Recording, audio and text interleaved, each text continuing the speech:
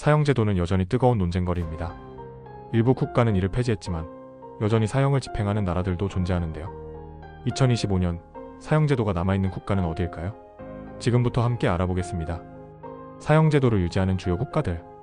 2025년 현재 사형제도를 유지하는 대표적인 국가들은 다음과 같습니다. 중국 전 세계에서 가장 많은 사형 집행을 하는 나라 중 하나이며 국가 기밀로 사형 집행 건수를 공개하지 않는 것으로 유명합니다.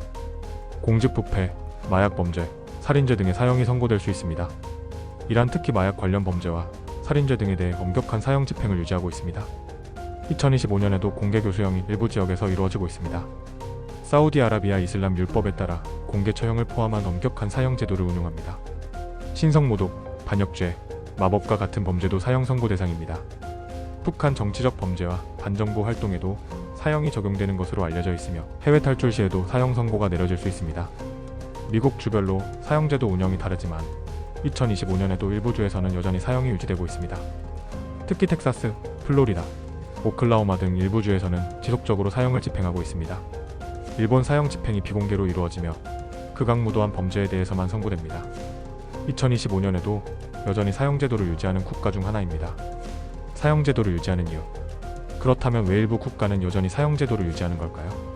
범죄 예방 효과 주장, 피해자와 유가족의 정의 실현, 특정 범죄에 대한 강력한 처벌 필요성, 정치적 이유 및 정부 권력 유지 목적, 사형제도에 대한 반대 의견.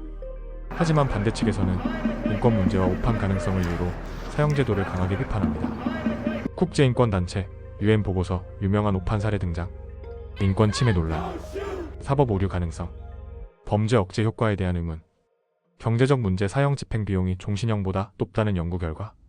그렇다면 2025년 이후 사형제도는 어떻게 변화할까요?